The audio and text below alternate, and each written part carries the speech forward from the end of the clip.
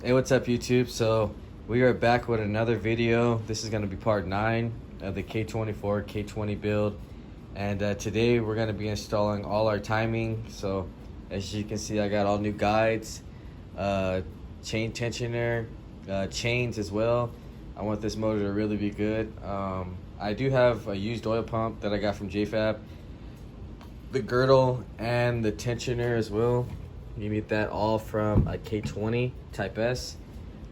So I still got another one on the way, but since these parts are already here and I want to get this motor going, I'm gonna just go ahead and start knocking this out. So we need to modify the oil pump in order for it to sit flush, and then we're gonna put the chain on there as well, and then we'll get to timing, start throwing the guides. I am just gonna use the Type S cams because I realize on the Z3 I'm going to be using that long block soon, so no point of taking it apart right now and making a mess. So I'm just going to stick with the Type S cams and get this basically situated to a point to where all we need to do is just put the oil pan, the side cover and valve cover, and that'll be it. Then I can show you guys how to drop this into the MR2. So right now, I'm gonna go ahead and start modifying and getting to the oil pump so I can show you how much you need to cut off so you can be flush with the block. So I'm gonna go ahead and knock that out, and then we'll come back and see what we're gonna do next. All right, so as you can see, the oil pump is cut. I just did slightly up around here to clear the deck. On this, you do kind of have to shave it all the way down to clear this right here, but as far as that, I mean, I didn't do it as I don't have a dremel right now. I just used a cutting tool, but that's all you basically need. You just need it to be flush on there. So right now, I was gonna block my dowel oil jet with this. This is the stock one from the Type S, but it doesn't fit in there. I had the same problem last time, so they're just a little thicker, so I'm just gonna use I believe that's like a 12 that I can block that off with. So I'm gonna go ahead and block that off, and then we can throw the girdle on, and then we'll take this back off and we'll put the chain and tensioner on. I can show you guys how to do that. It's basically, you want to have the tensioner on there, and then you want to slide the chain on with the tensioner while you're putting it all in like one stroll. So like when we're installing the oil pump, we want to have the chain on this already so it can just slide on, and then we can tension it. So right now I'm actually just gonna take the pump apart and clean it all up, since it does have like metal shavings, and just want to make sure that none of those get into the engine or anything. So I'm gonna go ahead and clean this up right now and take it apart, and just I'm actually gonna take it apart from here because you just never know what can get inside. So I'm gonna take the oil pump apart so you guys can see how good the insides are. I actually want to see, it is a used oil pump, so we just want to make sure that there's no scarring in there. So I'm gonna just take these back off. We'll disconnect it. There's 1, 2, 3, 4, 5 10mm bolts, and we're gonna take it apart. I'm actually dip this into, you can't really see, but it's pretty dirty in there as far as it being used. So I'm gonna dip this into some cleaner and make sure that, like I said, everything in here is clean, so when I start the engine up, there's no metal shavings floating around in there. So go ahead and take this apart, and then we'll come back and finish the girdle, slap the chain on, and get ready to start doing timing. All right, so I got my oil pump taken apart. I'm letting it soak in some Lucas, clean that all in.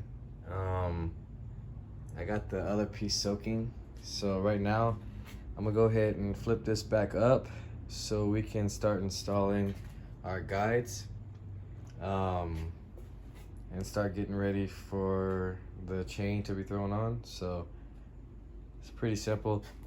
It's just 310s on the side, and then you got this Allen down here, and I believe 2 bolts. So we're gonna go ahead and just slap those on for now while the oil pump is soaking, and get ready to throw on the chain and oil pump.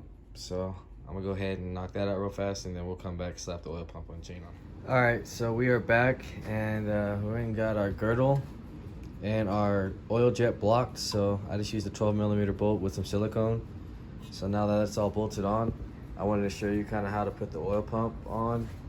So let's see if we can get this on. So what I like to do is make sure that this is gonna be at the bottom. So like right there, because this has to go into the slot of the crank right here at the bottom, if you can see it. So basically just slide this on in here, right here.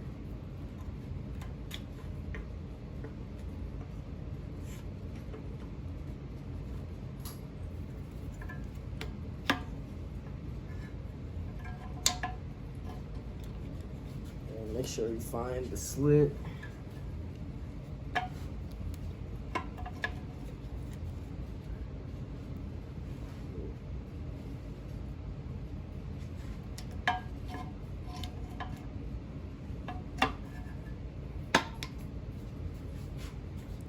So you just want to make sure it's inside of the slit. So it's back down here.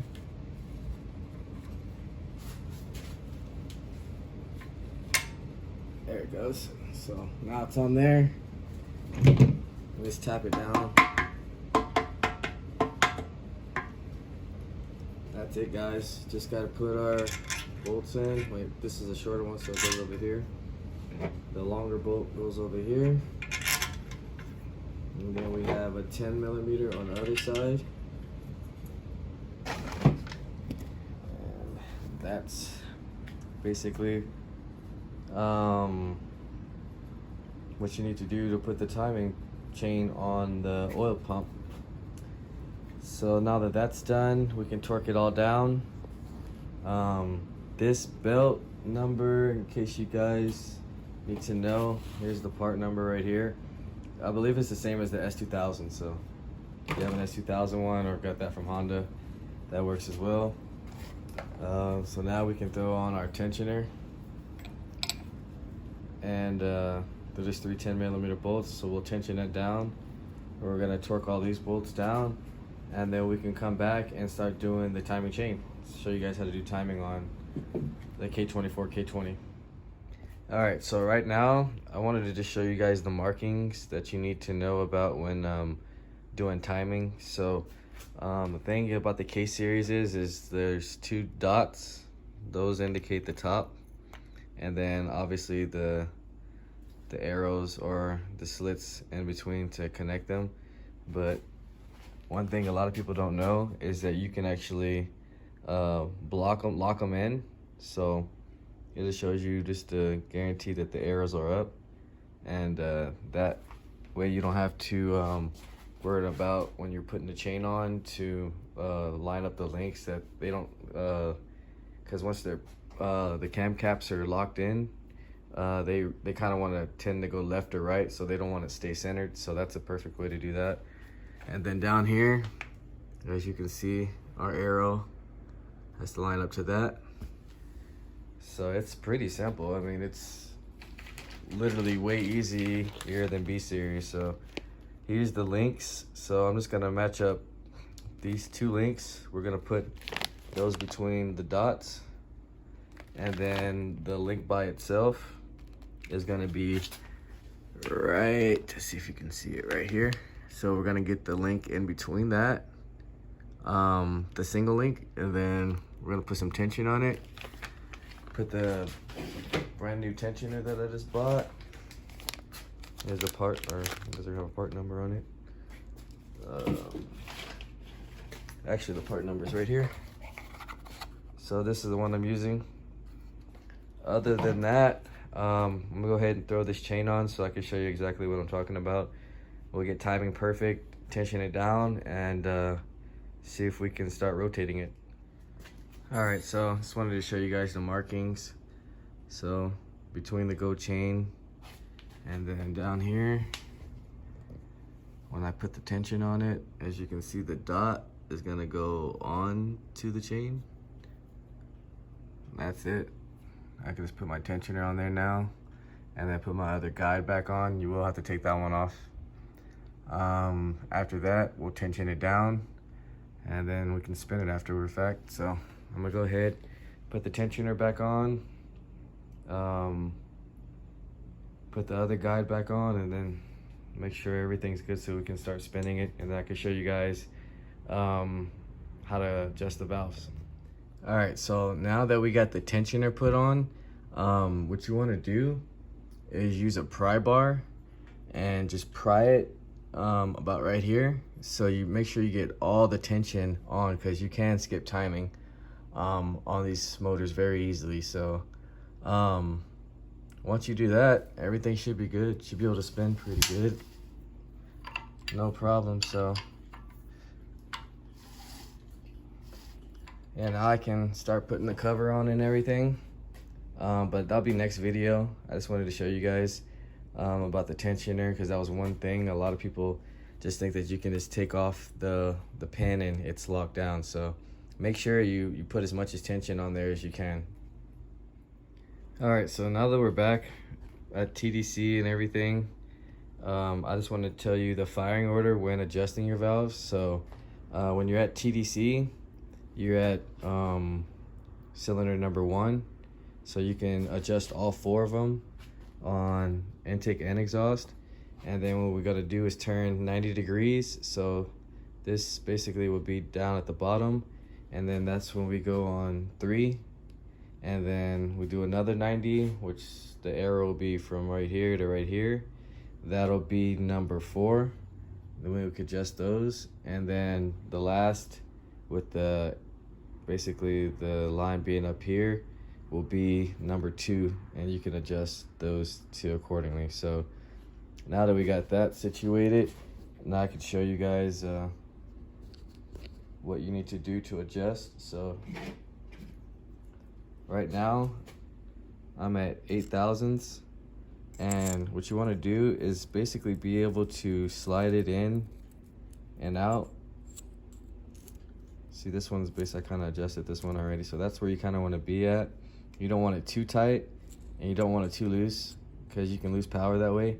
So you just want it to be just right. Make sure there's no major clicking noise. That's pretty good. After the oil be in there, it should sound pretty good. So that's the exhaust side. And then intake side, you just want to do, like I said, a 6.